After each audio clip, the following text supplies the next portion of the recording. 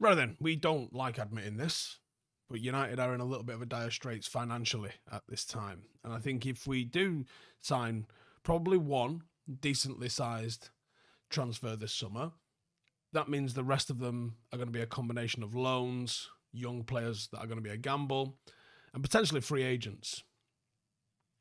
I don't think we're going to have the money to do a £300-400 million window, which is probably what's needed. United needs some smart investments, and it doesn't get smarter than free transfers. And actually, when you think what we've recently had with Christian Eriksen and Johnny Evans, brilliant example of how you can use the free agent market. So I've put together 3 free agents, and there's some names on here that you're absolutely expecting, and you're correct to. But I've put together 3 free agents that United should be looking at this summer. Now, number 1, top of that list, is Jonathan David. Absolutely simple maths. Manchester United need a centre-forward, and Jonathan David is a player that's been linked with us for a long time, to be honest with you. And he seems like one that's just been waiting for a big move. Now, him on a free is an absolute guarantee of a good deal. And there's not many genuine good deals kicking about, but he is the definition of a good deal. He's had a pretty good 24-25 season. He's put up some decent numbers in League One. He's played 28 times and he scored 16, assisting 4. Christ on a bike, I'd take that.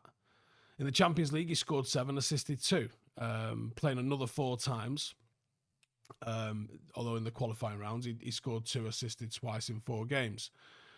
In all competitions, 45 appearances, 25 goals, 11 assists. I'm sorry.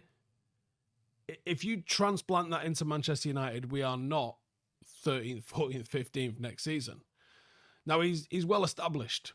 People know that he's an efficient goal scorer. He's got a decent level of versatility. His link-up players are good, and he can create chances for others. And that versatility is a real key word, especially when you associate it with Ruben Amorim's system. You know, that's going to be a consistent feature that we see and hear a lot of, and it's also a consistent feature of the people that I've put on this list for that reason.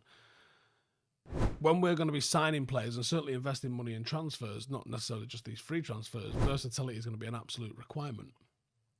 Now, Jonathan himself he's direct. He thrives in front of goal. He is a box playing centre forward. He utilises through balls. He finds himself on the end of rebounds, which I love. He's got an excellent work rate. And even though I don't think he's on the very top level elite striking tier, he's free. And if he's not on the top tier, he's certainly only on the one below it. He constantly puts the opposition under pressure. You know, he really has a work ethic that complements the goal scoring, and he's 25 years of age. There might not be an enormous resale value to him, but it'll be more than the free that you're getting him for. He's got a great output. He's good on the European stage, and he's free. Yeah, in terms of the likelihood of him being a success versus the risk, you don't get many free hits. Jonathan David on a free is a free hit. What's going to stop us from doing it? Probably the fact that the rest of Europe is also going to be alerted to this situation. This isn't us finding him in a bargain bucket somewhere and going, oh my God, I think he's free. The entire rest of the world is going to be aware of his situation, and it could end up in a bidding war.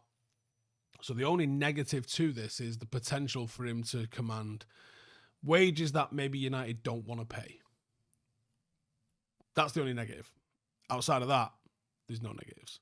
This video is sponsored by Surfshark. If you ever wish you could be anywhere in the world with just a click, well, with Surfshark VPN, you can instantly change your virtual location and access content from across the globe.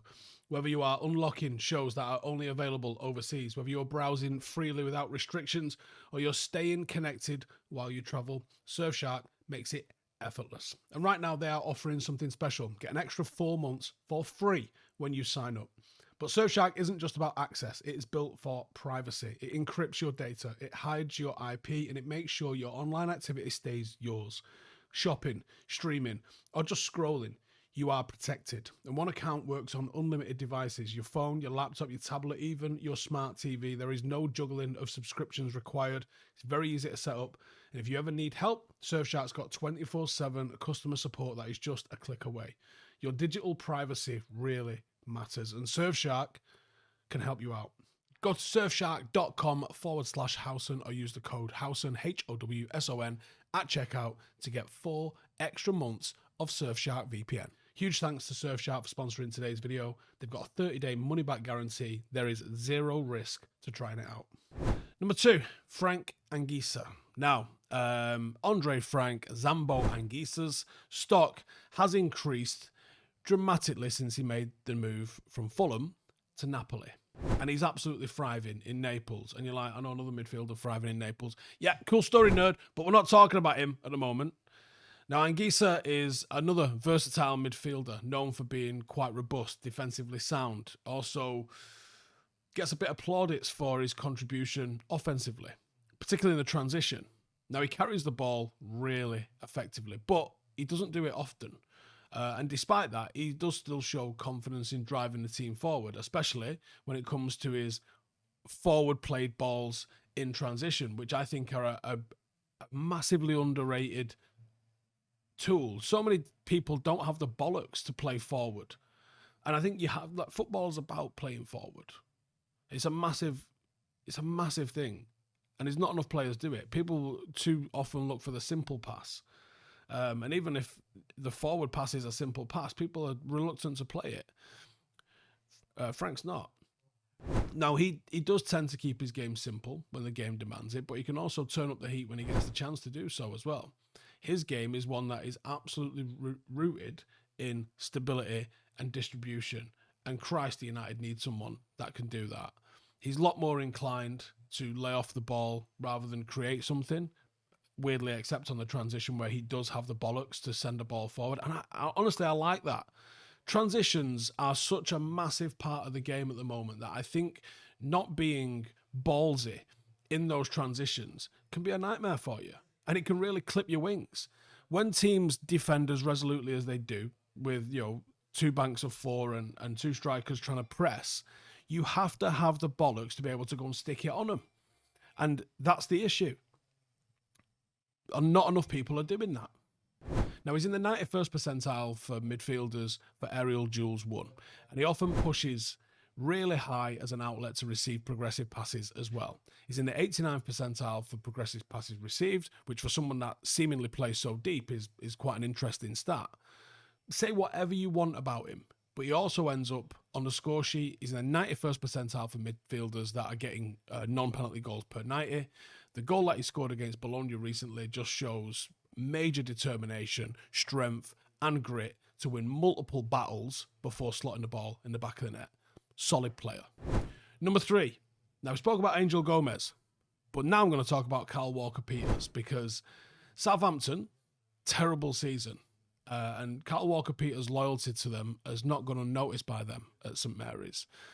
Unfortunately, there's only so patient that a man can be. And I think United could tempt him to Old Trafford because his contract is coming to an end.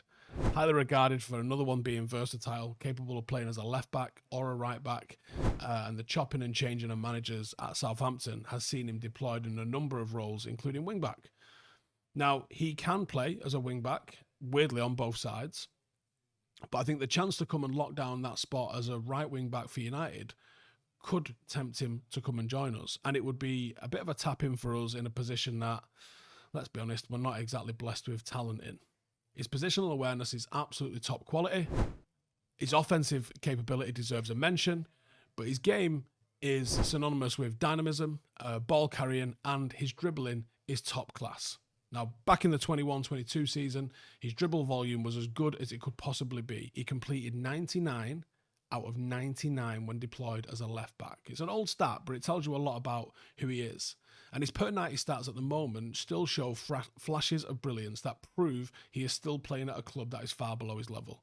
He's in the 95th percentile against fullbacks when it comes to pass completion, 94th percentile for progressive passes, 85th percentile for successful take-ons, and 72nd for both progressive passes and touches in the opposition penalty area.